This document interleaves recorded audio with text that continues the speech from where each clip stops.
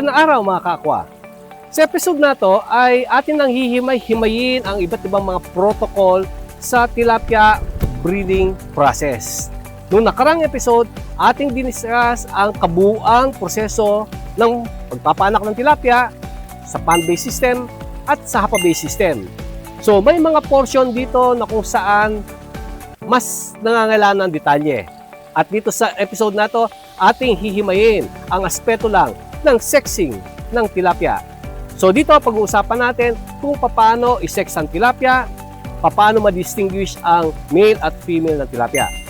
So ang pagsisex ng tilapia karaniwan ay ginagawa kapag pwede na natin silang i-sex. So karaniwan dyan mga 3 months, 4 months old. Karaniwan mga 3 finger, so pwede na. Actually, depende ito sa linaw ng ating mga mata.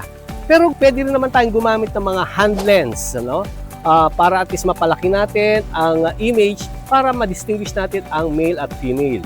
Kasi napaka-importante na sexing para alam natin kung gaano karaming babae at gaano karaming lalaki ang dapat nating ilagay.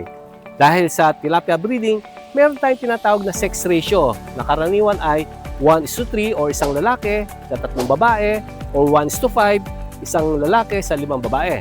Para ma-distinguish natin ang lalaki sa babae, tinitignan natin ang kanyang tinatawag na genital papilla o yung kanyang ari.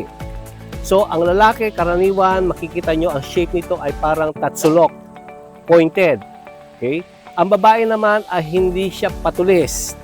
So, kung makikita natin dito, close-up view, ang babae na usually rounded ang shape ng kanilang genital papilla ay meron niyang actually 3 butas. Okay, yung unang butas ay makikita nyo, yun yung labasan ng dumi. Yung pangalawa, yun ang labasan ng itlog. At yung pinakadulo nitong genital papilla na to, actually mahirap kong makita pero dito ang labasan ng ihi. Pero dito sa lalaki, karaniwan dyan, makikita natin ay 2 lang. Yung una, labasan ng dumi nila at yung isa, karaniwan hindi natin nakikita to, nasa dulo to ng tatsulok na ito yung labasan ng ihi at ng milk ng lalaking tilapia. Para sa ating mga beginners, talagang sadyang napakahirap ma-identify ang lalaki sa babaeng tilapia.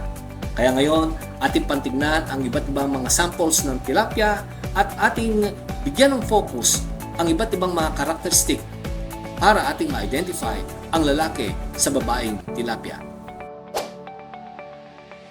Ito, mas malalaking mga isda, makikita natin ang anos, okay? Anos. At makikita natin din sa babae, medyo broad siya. At yung another dark, ito yung labasan ng egg. Samantalang ito, maliit na dark spot, karaniwan ito yung dulo sa lalaki na kung saan labasan ng milk tsaka urine niya. Dating anos. So, yung pigmentation ay almost sa dulo, maliit. Pero pasilin itong babae, dating anos, at itong dark spot, actually mas malaki pa sa anos. Ito yan.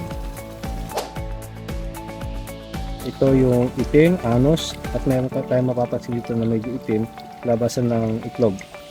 Hindi katulad dito sa lalaki, ito itim at halos walang itim pa makikita dito, hindi katulad ito very distinct. Pero generally, ang babae kasi namumula, pero dito kumisan, halos pare sila ng kulay.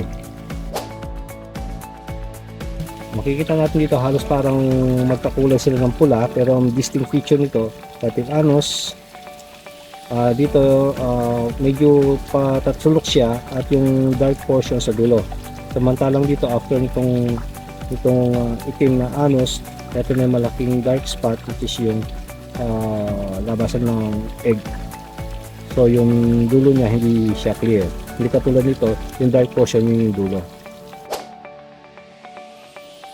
So karaniwan dito makikita natin ang lalaki sa maliliit na isda halos clear. Ito anos, tapos sa point, yung point na dark points is sa dulo na. Samantalang dito, papansin natin, ito yung anos, isang bilog na itim at isang kasunod niya na itim din. So karaniwan labasan ng itlog yon. Samantalang dito, yung pinakadulong-dulo, yun na yung medyo dark point which is labasan ng milk at sperm at ito anos. So, ngayon, alam na natin kung paano mag-sexing ng tilapia. So, kailan natin sinesex ang tilapia? As much as possible, pwedeng as early as mga 3 months old. Okay? or pwede nyo isex ang tilapia pagka bago ninyo sila ipares. Dahil karaniwan, ang fast ay nanganganak o nagmamature 6 to 8 months. So at least bago 6 months, pwede na natin isex para at least pwede na natin ihiwalay ang dami ng lalaki sa dami ng babae. Para bago natin sila ipares, hindi na sila manganganak muna. Kasi napaka-importante sa ating breeding program na kung saan dapat hindi magkaroon ng inbreeding. So ito ulit ang inyong host, si Carmars Quezon, at sana may natutunan kayo about sa pagsisex ng ating tilapia breeders. Aquafact, kaalaman ay siguradong fact sa pag-aalaga ng isda. Kami ang kaagapay. Aquafact, tips at gabay.